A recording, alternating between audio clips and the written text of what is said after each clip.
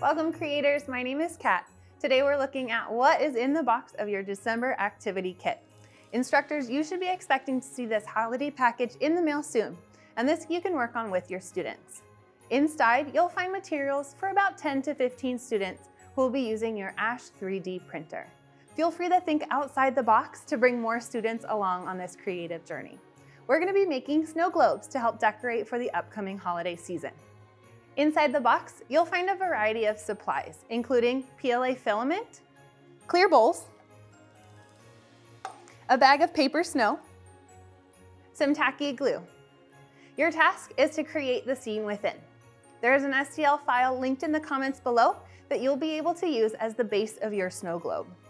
Each student can personalize their base in Tinkercad to bring their own vision to life.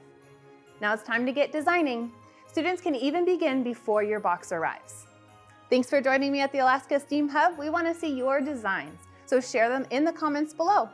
If you want to see more content like this, like and subscribe to this video. See you in another video soon, and happy holidays! Keep creating!